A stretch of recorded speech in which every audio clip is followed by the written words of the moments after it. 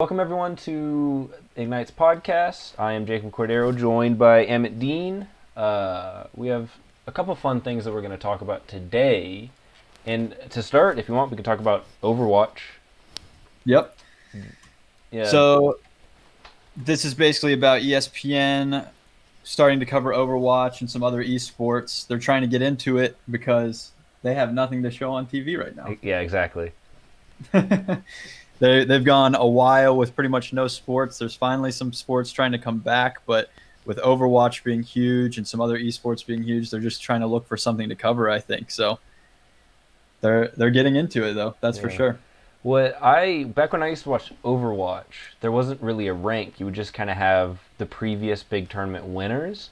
I didn't even know that there was a coaches poll for esports. Because I mean, in football, that's one of the biggest deals, like the AP preseason and stuff. I had no idea that ESPN had coaches polls for any esport game. So that's why I liked reading through this. Yeah, it's kind of interesting. Multiple things on our list tonight are talking about real sports starting to clash with esports, and COVID has made this really unique because it's kind of getting forced to. No. All of the sports bettors don't have real sports to bet on, so they're betting on esports. There are real sports teams owners that are starting to pick up esports teams or back esports organizations. So it's just very interesting because in some ways we're getting a lot of cool things like this coaches poll that you just mentioned, Yes. but in a lot of ways things from real sports are getting forced onto esports that might not necessarily fit extremely well. Like, I mean, to be honest, how much does a coaches poll really affect esports? I mean, I don't even know the name of a single coach on any esports team that I watch. Yes. So I think it's just in the same way that it kind of like hypes up games in football where you get to say, hey, it's the number one team against the number seven team in week 2 or something. I think it yeah. just kind of, and it gives legitimacy to teams that are playing well because now if you have a season, especially in something like Overwatch where they do have long seasons, you have something tangible where ESPN gets to say, this is the number one team right now. This is who all, everyone who's putting in the votes, they agree that this is the number one team, and then it's kind of easier to set up brackets for when you have tournaments, the same way they do it, in the NFL. And so I think it's just a way of for ESPN trying to get their opinion into the sport because ESPN has coaches polls for just about every major sport, especially collegiate sports. So Yeah. now within esports, they also have a way of saying, "Hey, ESPN is now ranking esports. We have all of our, the top professionals that are looking at these teams and saying who we think is the best out of them."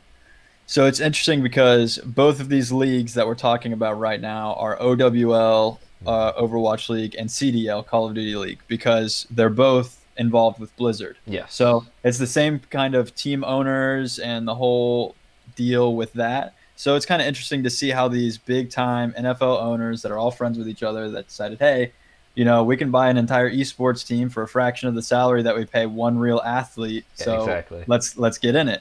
You buy a team for 20, $30 million. You pay 20, $30 million for a spot.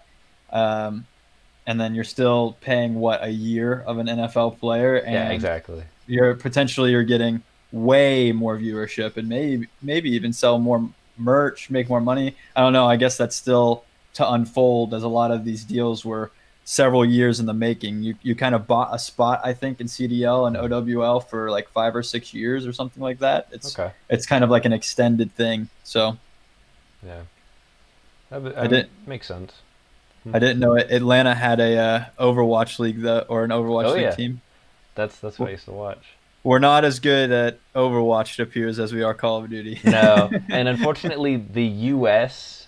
in Overwatch kind of struggled. The few tournaments I watched, I don't even think we made it to like the semifinals or anything, or the quarterfinals or anything like that. So that's interesting. So does OWL have foreign teams as well? Yes. Oh yeah. Uh-huh. It was when I was watching. South Korea won, I think, and then Australia went in to win like 2 years later after that. Hmm. Yeah. Oh yeah. So they have national play within cities and states. Oh yeah, here's the rankings actually. Number one actually now is San Francisco Shock, but Yeah. then Shanghai, Paris. I think there was only like one team that I remember that was not US based for Call of Duty. So it's interesting that Call of Duty Hmm. has stayed mainly US centric, while OWL is definitely more well versed amongst the world. I think it's just how they were distributed because before we had Blizzard Activision, which is the company now, Blizzard had put tons of money into getting their products all throughout the world. So when Overwatch came out in, I mean, I don't know, what, 2016 or something, Yeah. they were selling it, they were putting it on shelves and digitally everywhere because they wanted it to be a competitive game. So they made sure that, unlike Call of Duty and or Activision in particular, that wasn't thinking of that, they wanted Overwatch to be exactly what it is right now. Very interesting. So Yeah. I guess Blizzard Activision must have been going after a deal with ESPN. I guess it makes sense if they're a lot of NFL owners. They probably had some existing connections there. Exactly. I think that that's what we're seeing is the ESPN. I don't know because had ESPN did they have deals with Call of Duty League at all before this? Do you know? Call of CDL, I Duty. think, is brand new this year.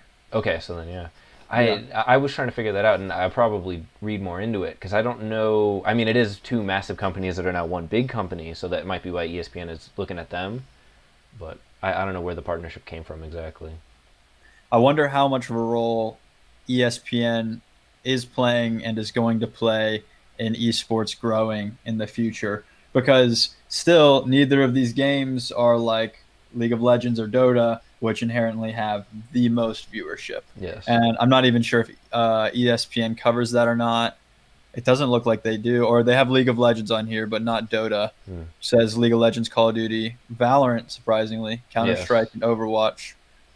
Um, so yeah, I guess they are starting to cover a lot of them, but these would all be individual partnerships, I guess, or maybe they have a partnership with Riot, which would explain League and Valorant, It and could then be. Call of Duty and Overwatch are both Blizzard slash Activision. Yes. Because, I mean, right now, most all these tournaments appear on Twitch if you're watching them live. YouTube tries to get in with some of their own tournaments, but if you're ESPN, you probably already feel like you lost out on the market share for esports. Yeah, Because most people are streaming. If you're going to watch a tournament, most people are just streaming it live. We're not, paying for cable to watch it on ESPN. So I think they understand that as less and less people buy cable, that you need a way to show anything, and so ESPN knows that this is how they have to get their foot in the door, yeah. and this is how they have to start kind of taking over the market. So I know Call of Duty exclusively shows their tournaments on YouTube, Hmm. and I think on their own website, maybe probably still using an embedded version of YouTube's YouTube. platform. But I mean, that's pretty fair. If I was paying for the NFL pass or some of these passes that people spend hundreds of dollars for to watch sports, and Mm. there's no sports right now, I imagine ESPN is hurting a lot. So Yeah. they're Oh probably yes. trying to find ways to just grab onto something. I mean, Just I follow anything. the I follow the sports networks now, and like it's just they're feeding you BS because they have Yeah. nothing to talk about, like all Correct. the sports writers and everything. So definitely tough for them. Yes. I had never seen so many articles about baseball as I did in the like 2 weeks leading up to baseball because that's all we were gonna have. Yeah. And I mean, I don't even follow it, but it was every single thing that I saw. If you were writing about something sports, you were just trying to get into baseball, Yep. and they're struggling. Do you Uh, think that this is too late for ESPN? Like, do you think ESPN could ever become the network that you watch esports on? Maybe. Maybe. So you got to look at it this way. Right now, if I'm watching a live stream on gaming, Twitch owns 60% of the market. Hmm. YouTube's at about 30, and then the rest is like 5-6% Facebook, and Yeah, then like other, small. right? So ESPN would have to buy the exclusive rights to a league like CDL, OWL, Valorant, League of Legends, one of those things to where it can't get shown on Twitch or YouTube. But the thing is, ESPN, even for normal sports, only started having like a live streaming platform kind of recently. It Hmm. used to be I'd have to go to the cable company and buy a specific package to have ESPN to even watch ESPN. Now Yes. they have like ESPN Plus, but still like I don't know very many people unless you're going through like the ESPN app maybe that you're actually paying for just ESPN and Correct. just watching ESPN. Because Hmm. even on ESPN you can't get all the games because you have CBS is going to host some of these and blah blah blah Oh is going to boy. host some of these. That's interesting and kind of starting to happen with esports instead of CBS or SEC Network or whatever it is, you have Twitch or YouTube Yes, or exactly. Facebook or It's the whatever it same is. thing. It's the same thing as cable having to break up like who gets Thursday night football and who gets to show the Monday games. It's just certain teams and certain games signing off Yeah. exclusive rights. So we've seen it before. But right now, like you have to pay to watch real sports. You Yeah, have to in any way. You don't have to pay to watch esports at all. I can go on correct. Twitch or YouTube. And honestly, there's a tournament in esports happening at every moment of the day, especially with Yes. like CS:GO. It's just Yes. like absolutely constant. So that's different. You know, the thing with sports like football, I love watching football on Saturday or Sunday, Oh yes. but it would be nice to be able to come home from work and just be like, all right, I want to watch a football game, turn it on and have football. But you Correct. never have that. But with esports, you do. Yeah. And that's actually one of my downsides to watching something like CDL is they do this massive tournament every weekend where they play all day long, like Friday, Saturday, and Sunday. So they have like group stage Friday, I think, and then Saturday they have a bunch of tournament games, and then like Sunday are the finals or whatever. Hmm. And I'm kind of like, don't do that. Just play like one or two games every night of the week Yes. because no one's going to sit there for 8 hours. And I don't want to wait till the exact time of the day when my Atlanta FaZe teams comes on to watch them. I would rather be able to watch a game every night if I wanted to, and then tune in only on the day that I needed to for That would make my sense. team. Yeah, like a normal sport, like how basketball. You got the several Exactly. days of the week where there's going to be basketball games, and you just know when your team plays. Exactly. Yeah, that makes sense. Because right now, especially, we don't have live audiences. It doesn't matter about building all this hype to get everybody in one Yes, place. yeah.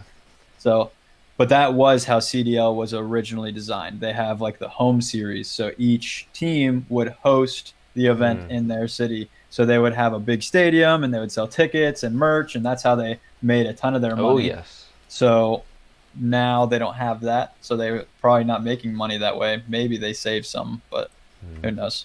I know that they're averaging a decent amount of viewers throughout the entire tournament for CDL. It's Really? something around like 45, 50,000 viewers throughout See, the entire span. that is what is crazy. I mean, if you're an advertiser, that's just you love Yeah. that. Yeah. Goodness. And as a viewer, when I watch anything on stream, if I see ads or integrated ads, they don't bother me as much because I'm watching it for free on Twitch. Yeah. It's not that big of a deal. Whereas if I'm just gonna watch a random basketball game, I just kind of do it in the background, with everything that's going on.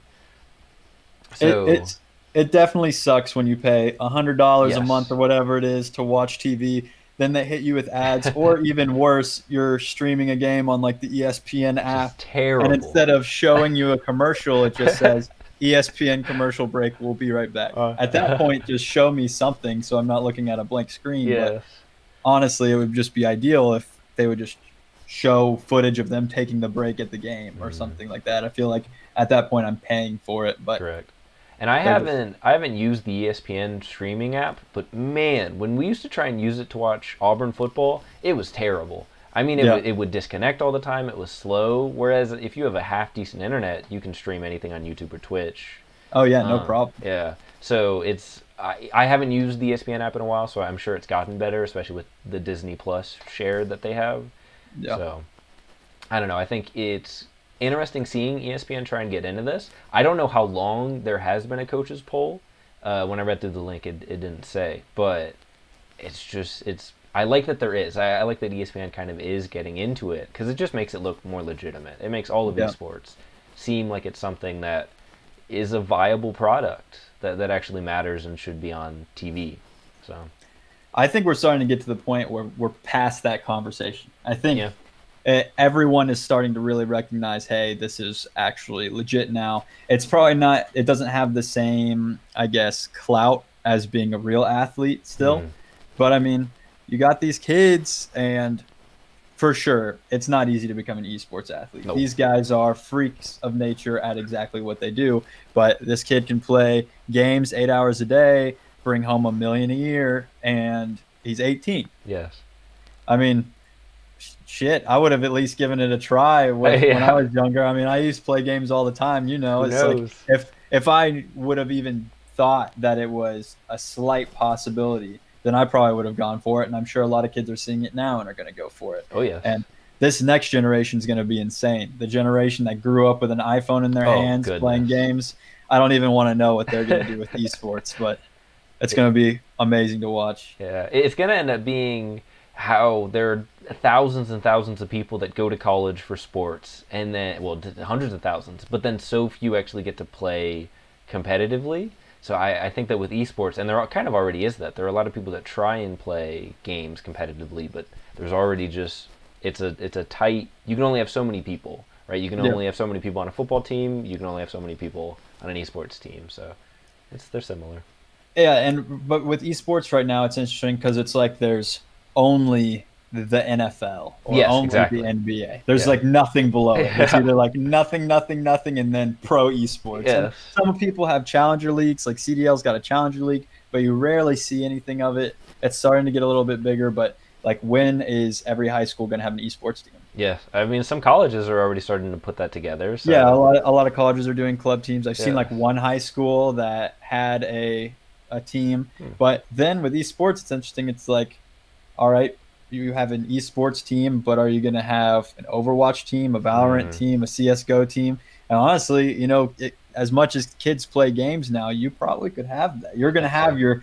You're going to have in a high school 5 kids that know life CS:GO. I mean, Yes. 100%, and that could absolutely compete at a very high level, especially against other schools nearby. And that would just be a fun thing for them to put on. How schools have robotics competitions and Yeah. stuff like that. So what you just said, I had never thought of. Do you think? How long do you think it'll be until you have high schools competing against other high schools in video games like that?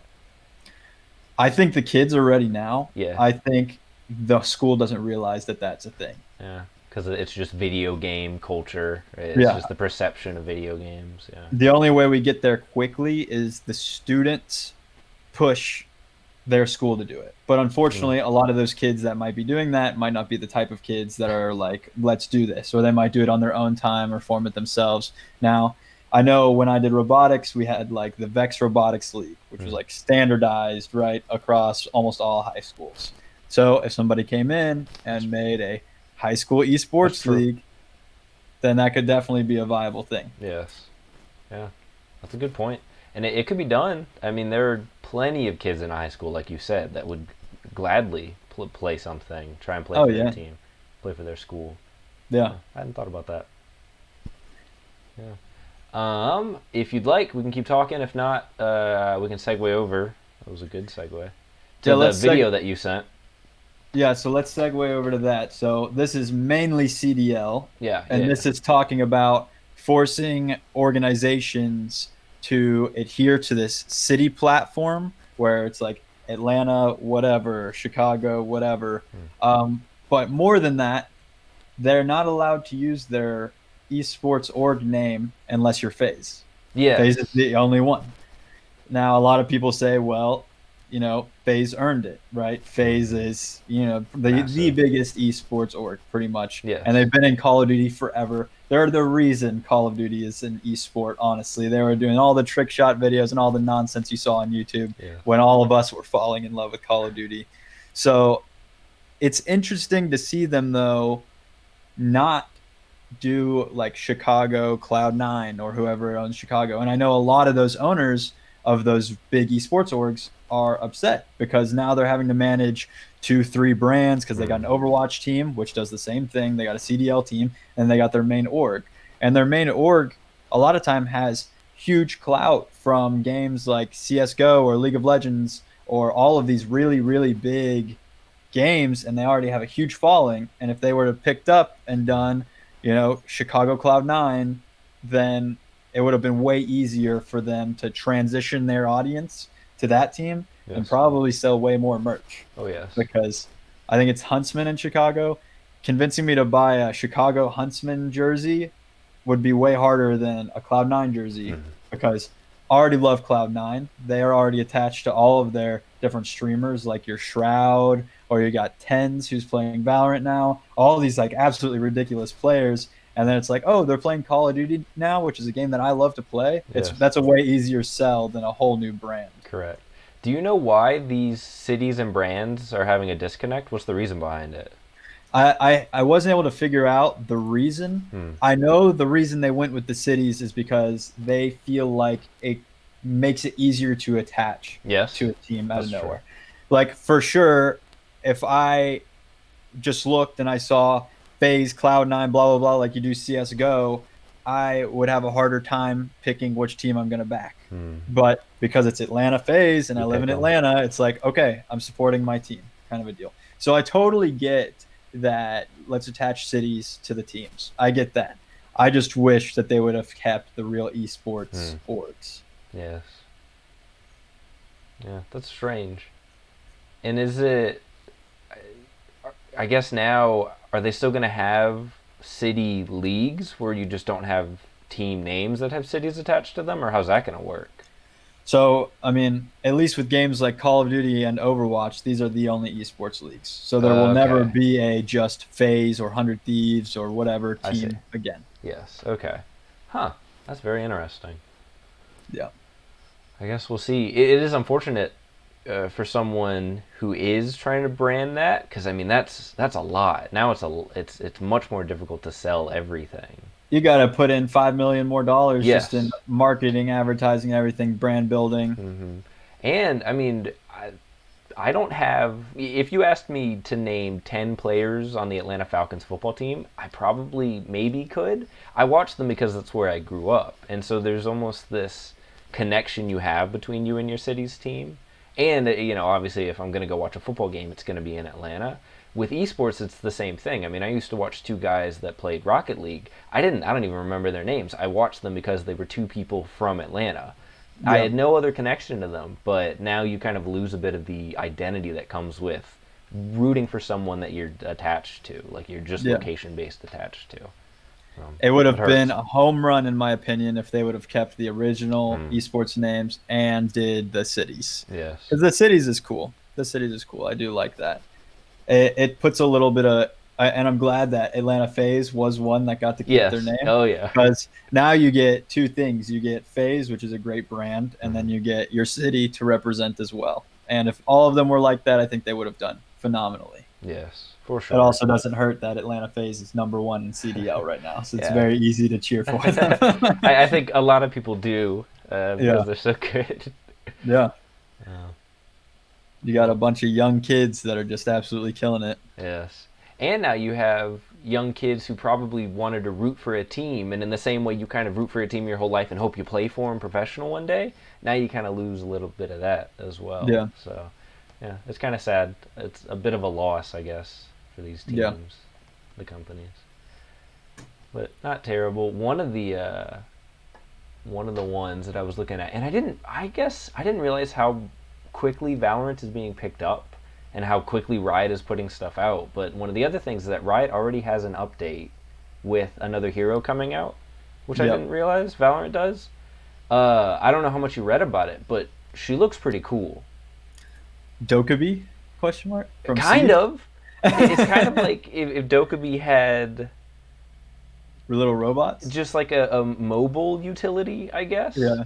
They haven't said too much about it, but what do you think about them saying how they're going to have six or so heroes that they want every year? Is that too many, too little? What do you think? That seems reasonable. Comparing it to Siege, we got two for every season, and we Hmm. had 4 seasons a year. So we had 8 a year with Siege. And Valorant might prove me wrong, but I feel like when Siege released Operators, it had a bigger change on the game than I think Valorant will. Hmm. uh, Mainly because you can blow up walls and open angles and all kinds of craziness in Siege, and there's not as much of that in Valorant. Valorant's Yes, much more straightforward. So yeah, what do I have to worry about? Another flash, another smoke? correct. How much more crazy stuff are they going to add? I mean, the robots, they're cool. We got to wait to see exactly what they do and Yeah, how they everything. work. Um, but yeah, I don't feel like it'll be something that's just so crazy, so out there that it's that hard to get accustomed to. Yes. And also, every character can play with any gun, so it's not Hmm. like playing with a character you're gonna have to get used to a new gun or worry about who you're picking because their gun's good or bad or anything like that. Yes. So That's one of the big things with Siege is it was always exciting to see what guns the new operators were going to get. With Valorant, I guess, do you think will there ever be a Valorant hero that gets its own weapon? That I could see them doing that because that would be one of the only things that would really change it up. correct. Ray's kind of has that in the rocket launcher, I That's true. guess. Yeah. But you only get it, after Hmm. you get so many kills, maybe a couple times a game. But yeah, I don't really see it being like a always kind of weapon. Maybe as an ability, That would make sense. like a one shot op kind of ability. Uh, That would be kind of cool. yes. But we'll have to see what they come up with. Clearly, they have a lot of ideas if they're promising 6 a year. Which is, That's yeah, I wasn't expecting that many. And I guess with them and kind of seeing how they've come out with this hero, they just kind of want to keep shaking up the meta a little bit, never doing something that's too jarring, yeah, but just the kind of little details where you go, hey, this new hero has kind of some features you might know. Like you said, it might just be a reskin smoke that when you go into it, something different happens. yeah. So that way, players kind of still understand it, but you can still add and change up and make new content for players to have. My biggest issue with them doing that, and the reason they have to not, if we get too many more different looking smokes, Oh, it's gonna just be, it's too hard to watch on esports. Like yes. you have your normal smokes with like your jet and your brimstone that look somewhat normal, Mm, and then you have the purple smokes from Omen, and then you got the cyber cage. yeah. It's just like you're already getting so many different looking smokes when essentially they're handling the same thing. Yes. Um, so like why I think Omen smoke's a little bit bigger, but why make it purple? Why not just make it look like a normal smoke that's bigger? That way at least the eye recognizes the texture and you're like, oh, that's a smoke. Mm, It doesn't do anything special.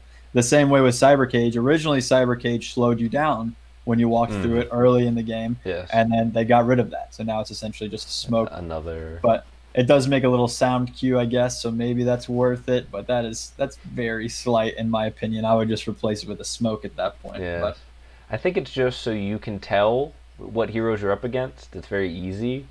yeah, But I mean, after you play one or two rounds, you kind of already know. I yeah, mean, you know what to expect. So and then especially with a character like Cypher, you're like, hey, he played C. He's probably going to be playing C every yes, single defensive round.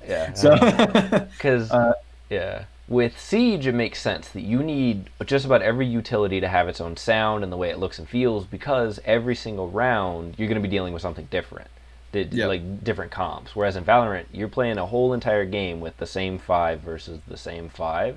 So I yeah, don't know why they're trying to distinguish things as much as they are. yeah. Right. I mean, we'll have to wait and see. They Yeah, must have some good ideas. I'm So sure. Yeah. I'm curious to see how this robot everything turns out. It looks like a tiny little thing that you're gonna have to check on the floor now, which is just gonna make people paranoid. Yeah. It looks like it's gonna be fighting an echo drone, in my Basically, opinion. that's I saw someone kind of comparing it to that. As it just looks similar. It's more camera utility or like disrupt utility, I guess, kind of.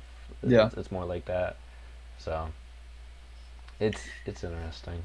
I wanna see Valorant bring in utility that actually significantly changes the gameplay, like Yes. Siege does. Like in Siege, I can't go for a plant or a defuse or whatever if an echo drone's up Yes. because they can cancel, Mm. right? So that should be a thing in this game. That should definitely be a thing because those are some crazy exciting plays when you see a guy win a 1v2 because he was able to escape them trying to pinch him and he still had an Yes. echo drone up and hits it last second and is able to deny the plant. Like I get it, it's not as crazy as seeing him 1v3 or 1v4 clutch, but the fact that he still won it because he big brained his way Yes. through it, Exactly. it's still exciting and it's still something to commend, I feel like. Hmm. And that's kind of the difference. One of the differences between the two. Um, but yeah, I don't know. Do you think in Valorant? Because I would say in Siege, there's a lot of operators that work. There's synergy between some operators where if you're bringing one, you almost always need to bring kind of partners like a Capitao, how we used to Monty Plant with those two. Does Valorant have that right now? Kind of two operators that you think almost always need to be together? There's a couple, but I've only seen like a handful of teams be able to use it in unison to actually make anything meaningful happen. Hmm. So like what I'm thinking is Brimstone when he has his orbital Hmm. and Sage with a That's slow, true. That's a good which one. makes it basically inescapable. But you have to hit somebody with the slow and orbital pretty much at the same time, Yeah. which having both those characters in the position to do that without dying, it's there's not as many opportunities, right? Because I think that that's what I would like to see them start developing in the game is more combinations between players. Because right now, I feel like you could just kind of load in as a character, and as long as you're always doing the same things. If you have smokes, you're pretty much always putting them in about the Yeah. same spot. You're never really basing your choices off of other players on your team.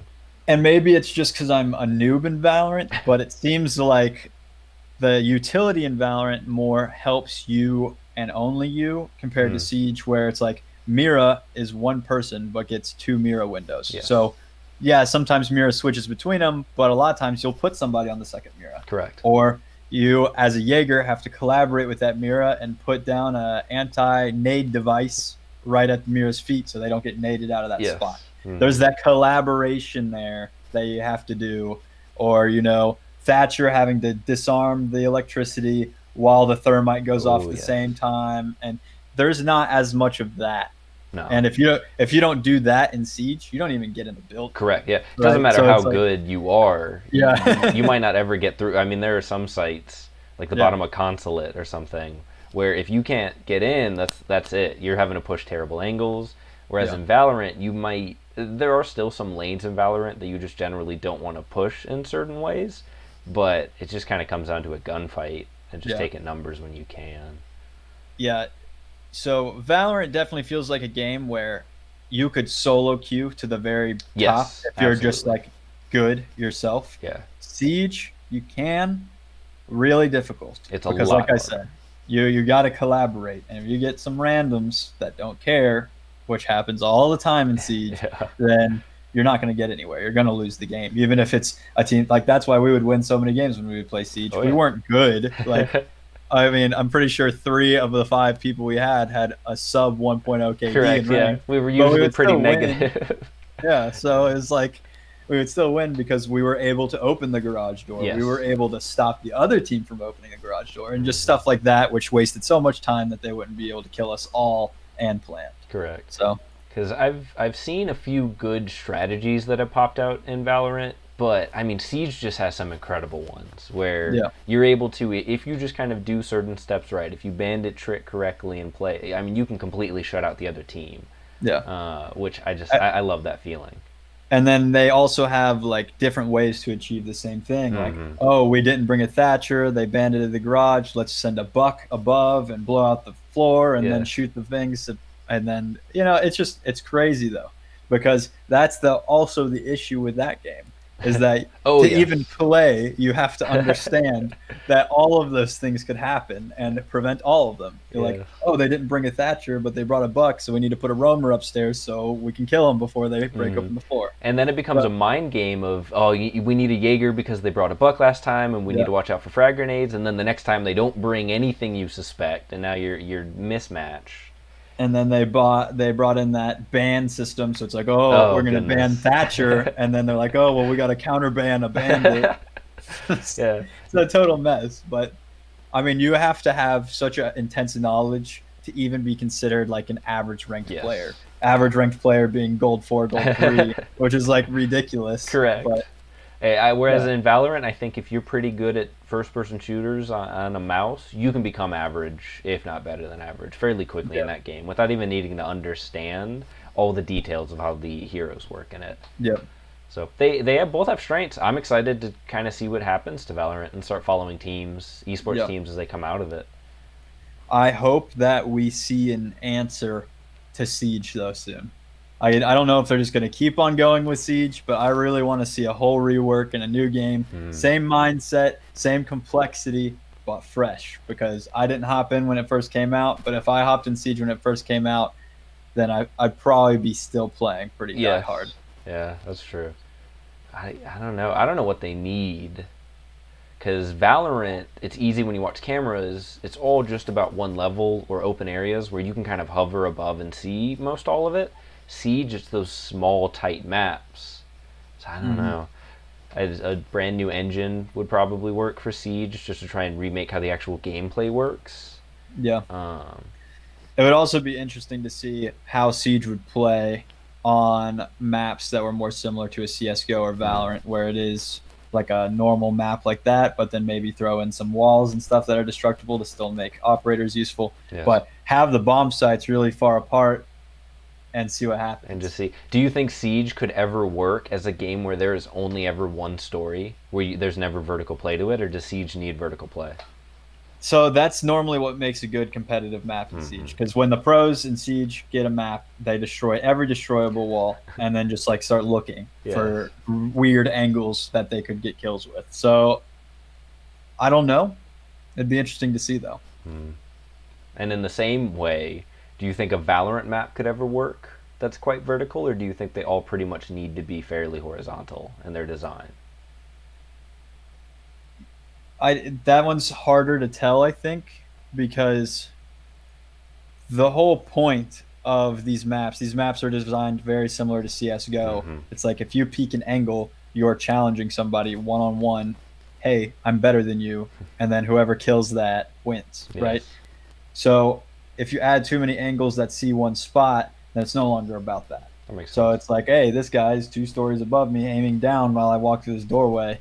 And there's still some places on Valorant maps where that happens, There are but a few. not as much. Yeah. Because in That might be more Siege, exciting though. yeah, maybe. In Siege, when you enter a room, if you haven't droned it, there are 15 different places that someone could be looking at you from.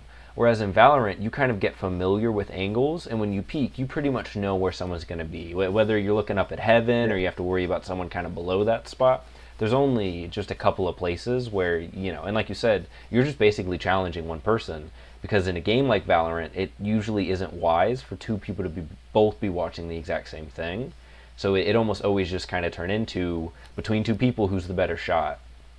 I think that's also why the pros have been having issues with the current meta right now in Valorant. So the Mm. meta in Valorant right now is the op meta. They're Yes, running well, if you're able to get 2 ops on defense, you pretty you're much good. can't beat a defense Mm. because like we said, are you really going to swing on an op with an AK or the M4 equivalent, what it was it called, the Phantom? Yes. Are you going to swing on an op with that on a kid that's been holding the angle since the very No. beginning of the round, just like cracked out, just sitting there waiting? Because that's what Yes. happens. And then they start putting ops on guys like Tens from Cloud9 on Jet, and he'll run in there, Oh. take one shot, and then jet out. You can't even Yes. re-challenge him after he takes his first shot. So it's And I mean, Jet gets some fun angles if yeah, you're using her utility, because you can get up kind of above some sight lines. yeah. That So would be what are they going to do? Are they going to nerf the op? Or are they going to make something be able to challenge it? Or we'll have to maybe. see. Because I think the map design is kind of made that if you have an op and you're holding an angle, you just go the other way. If you're the other team, you just have to go the other way. Or try and place smokes to block them and hope that Yeah, no one else rotates on their team. But yeah. yeah. So that's the thing is like using smokes to I guess block sight lines and stuff like that, but then they move or whatever. And Yeah. it's not even the thing with the op. It's not even a bad thing to hold a short angle with No, the op. it's fine. Yeah. Yeah. If So you it's can like land the shot. there has to be a bigger disadvantage. I feel like for close range fighting with the Mm. op. I get that it's one shot and you reload, but come on, at these higher levels, you're hitting the first shot no matter what gun you're Yeah. using. So And I mean, unless you send two people at the exact same time, and then at that point you're just refragging, so you're just coming out of it even. It's difficult. yeah, And in Valorant, if you're being denied a lane or something, you kind of just hope you can plant one of the other sites. Whereas in Siege, you could just like completely get rid of a wall or try and put someone above or below. you can definitely pressure and It's force someone out. yeah, it's if you're just sat holding an angle in Siege, once they know you're there, you're probably going to be dead. Whereas in Oh, Valorant, you can know that someone is holding an angle and do nothing about it, yeah, which is it's two very different ways of kind of how the guns and just gameplay works between the two games. But yeah. I enjoy I enjoy both of them. Well, we're at just about 40 minutes. If you want, we can talk about Ignite stuff. I was going to kind of leave that open since we haven't really discussed anything. If not, Sure. I was going to say we could just make another time, just make a short video that we post, kind of as like a what is Ignite thing. But We can go ahead and talk about it. Although now I'm thinking we should start a high school esports league I before actually, too late. I haven't thought about that. I don't think I've read anyone say. I don't know why you said that, and I went. There could easily be varsity esports. Yeah, I mean, you think about a school with 5,000 people in its high school. Like you could easily put together. I kid. With our tiny high schools, we could have We found could, it too. yeah. I had, I don't know what, 4 people that went to my high school alone, and we all started playing Overwatch together when it came out. So Yeah, like, you could easily do it. yeah. So, But what is Ignite first of all? so Ignite's basically our overall gaming brand that we're trying to make these different products that fit into niche issues in the gaming market. So the first one being advertising, which is going to be another source of revenue for different streamers and stuff like that. That is achievable at any level and will automatically scale revenue wise based on how many people are viewing and whether or not they like the ads getting shown. Okay. It's kind of unique because we'll have click tracking and everything like that, which is more comparable to like Google AdSense or an ad mob. So we're going to be able to very accurately track both for the advertisers and the influencers how effective the ads are, how much money they're going to be making off the ads, and the return on it. Okay. So, like everything, it'll probably start out real small and cheap for the advertisers, and as we grow in competitiveness, the streamers will start making more money, and we'll have a proof that this actually works really well. Okay. But it's supposed to be a more integrated advertisement feeling compared to what Twitch already has, where it's this big, basically commercial ad 15 seconds before I can even start watching you. It's just going to be kind of a banner ad that pops up wherever you want to put it, and a chat bot will shoot the link if you want more info in your chat, and then your viewers can decide, and you'll get paid based on how many people are watching and how many people click the link. Okay. So if I'm like a smaller streamer and I'm just kind of doing this on the side, would this still work for me? Definitely. So you might already be at that affiliate level or maybe not even an affiliate yet, but you just have to understand that it'll all scale based on how many viewers you have. Okay. So you might make very little as a small streamer, which is to be expected. When you're small, you're not going to make a lot of money no matter what, but it's something that you can put on there, forget about it, and then make money as you grow. It's not something you have to go after. You don't have to go after sponsors. You don't have to try and beg your viewers to subscribe to you to make money or anything like that. It's just easy, passive, another revenue stream, just in case Twitch or somebody changes something. It won't throw a huge wrench in your monthly income. And I'm not having to go out trying to make a deal with a company, and try and work through as a small time streamer trying to find a brand that's willing to sponsor a product on my channel. Exactly. Does that make sense? Yeah. And as part of the Ignite brand, we're looking for streamers, content creators that we want to start promoting kind of what they're doing. We want to start helping people help their channels. A big part of what Ignite is going to be is a platform to help grow brands, and so that the ads that you just said, that system is in place to kind of help streamers and content creators create exactly what they want to be creating. Yeah. So, yeah, exactly. Very nice. Anything else you want to share about Ignite? We'll leave the wager app to another. Another episode. When we start working on that one, because I assume when we get closer, we'll probably have an episode that's just about dedicated to the ads, and then we'll of course have another one for wager and everything we do. Yep. I just we hadn't really talked about it out, so now I can cut together videos with this. Anything else you want to talk about then? I don't think so. All right. Well, thank you very much for joining me, Emmett. That was fun. Anytime. Yeah. Until next week. Yeah, of course. That's about all I got. Thank you for watching the podcast on Ignite. We're going to try and do this every Wednesday live, and then hopefully it'll be cut and up on YouTube and everywhere else for Thursday as a podcast. So thank you everyone for watching.